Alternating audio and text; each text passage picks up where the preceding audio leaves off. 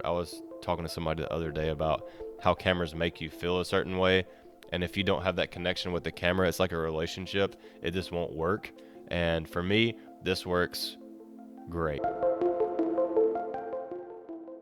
Alright guys, welcome back to my channel. My name is Hunter Hart. I'm a professional photographer in Nashville, Tennessee, and I shoot portraits, documentary, and weddings. And I have recently purchased this 65mm Mitakon 1.4 for the GFX system, which is a medium format system, and it's not as big as your typical medium format film cameras. The sensor's a bit smaller, but it still is quite a lot larger than a traditional full frame and especially APS-C size sensor.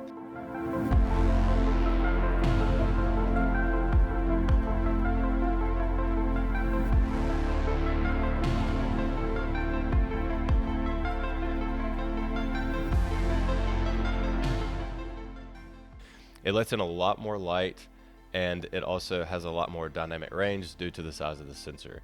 And whenever you pair it with a Mitakon 65mm 1.4 or a lens like this, it really lets you show what this camera is capable of. I was shooting with a 45mm 2.8, and this is a great lens, but it didn't give you that same depth of field that you would get from something like this. This is a 50mm equivalent, and it is fantastic. It feels great. The build quality is absolutely amazing. It's very heavy, and that's a good thing to me. It feels very weighted properly, and yeah, it feels great in the hands. The size of it is honestly incredible. This is the X100V, one of my favorite cameras of all time. This is an incredible camera. Highly recommend it. If you haven't watched any of my previous videos about it, it's just a great all-around camera. But I want you to see beside this system how large it really is. It's a tank. So I really like the feel of this lens in my hand, which is I think a really big part of whenever you purchase a lens, is that it does feel good, and this one definitely does. The aperture is very smooth. Unfortunately, it's declicked. I like clicked, but you can also get micro apertures out of it, so you're not at just 1.4 to 2. You can go from 1.4 to 1.6, 1.8, all the way to wherever you need to be, which is nice. Sometimes it gets bumped, and that's part of life, I guess, but it does feel really well in the hands, and it's just weighted very good.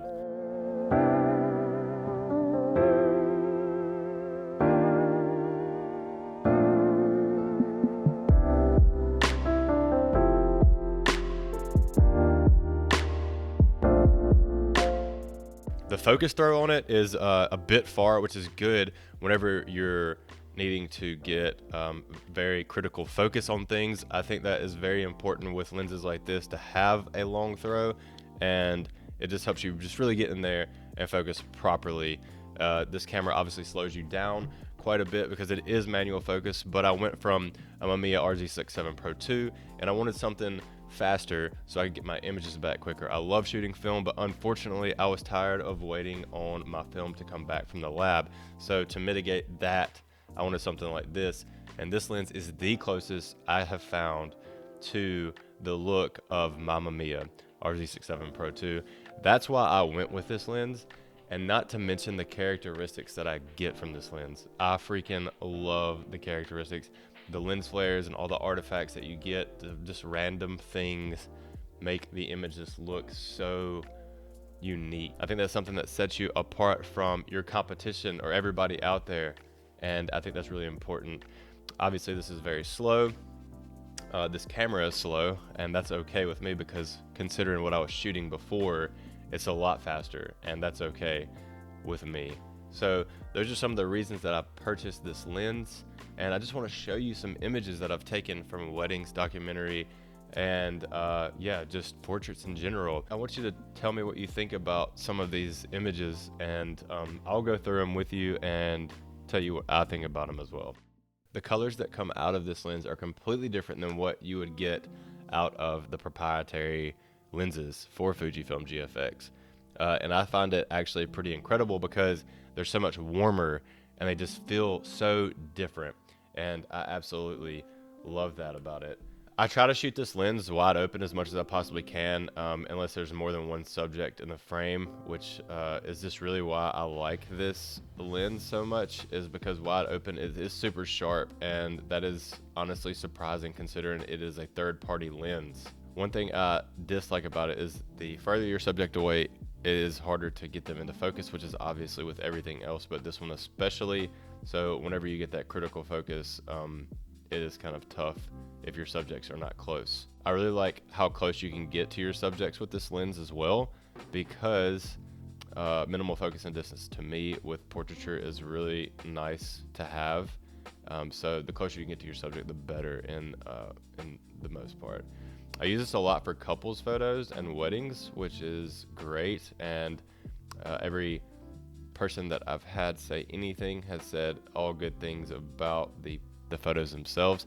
I'm not sure if it's the camera or the photographer, but either way, it makes me feel good, and that's important to me also. Whenever you're shooting with a manual focus lens, one of the things that's important if you're doing anything that's like coming towards you is to go ahead and pre-focus and predetermine where your subject will be if you're doing any kind of walking pose or any kind of movement whatsoever. And that's something that I've gotten really good at over the years. I've shot with all kinds of DSLRs over the years that didn't have very good continuous autofocus, so I would go ahead and predetermine their location before. So that's not something that is new to me, something that you can get used to very easily. Few things here, and cars also, I really like shooting cars.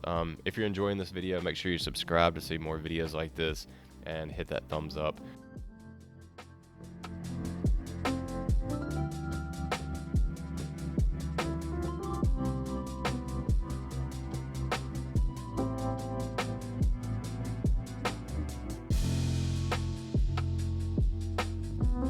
I'm talking about the lens mostly here, obviously, but the GFX system itself, it has so much retention in the highlights and the shadows. It's so nice to be able to bring back things that you didn't see before. I try to underexpose, and people may hate that, but that's what I do. And just because I know I'll be able to bring so much back with the editing process.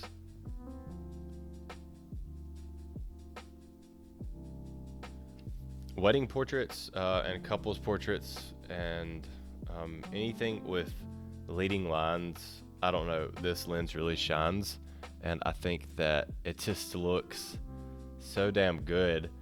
It's hard to compare it to anything else that's digital. I've shot with a 50mm 1.2 on my Canon, the L lens, and it did not give me the same feel that this gives me at all. It's completely different.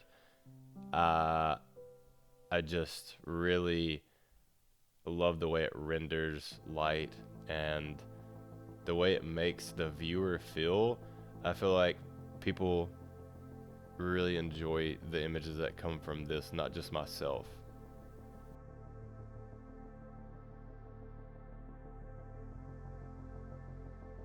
I wish that Fujifilm would come out with a 35mm, something fast, like a 1.4, so you can get a 28mm equivalent, because I would kick ass with that lens, and I hope to God that they do come out with one. Hopefully they'll watch this, and maybe one year they'll come up with something really cool like that. Shooting portraits with this is really my favorite thing though of all, because it's just so pretty. It's softer, it's not clinically sharp, and I love that about it as well. All around, it's just it's really a great lens, and I recommend it if you have the GFX system. I'm not saying go buy a GFX system to purchase this lens, but it's really fun. And yeah, man, I haven't had portraits like this in quite a while, and it just makes me feel like I've kind of stepped my game up. I've been doing this for over 10 years now, and I haven't felt this good about portraits in a while. Which means something right is happening, if that makes sense. Honestly, the sheer separation from subjects and then the sharpness, it's hard to explain how how good it really is, and how inexpensive it is for a lens for this system. All the other lenses are quite expensive, understandably so. The glass has to be very large and just a lot better than the other lenses out there for smaller frame cameras. So honestly, the bottom line is that it gives you a feeling that you typically don't get from other lenses for this system. It makes you feel like you're shooting a film camera. This is a very slow camera with a very slow shutter. As you can hear, it sounds like a printer. That's as fast as I can shoot, and that's not fast at all. I was talking to somebody the other day about how cameras make you feel a certain way, and if you don't have that connection with the camera, it's like a relationship. It just won't work. And for me, this works great. Not as good as the X100V. You cannot beat this camera. I don't care what you say, but it's just so quick and so small and so inconspicuous. This is not. This is a, if you are seen with this, it looks expensive. It kind of looks old too at the same time, so nobody really knows what it is. I get questions about this all the time, which is really cool because I like to talk about cameras. So yeah, I really enjoy the camera, and I really appreciate you guys watching these videos. Thank you so much, and I will catch you guys next time. Until then, peace.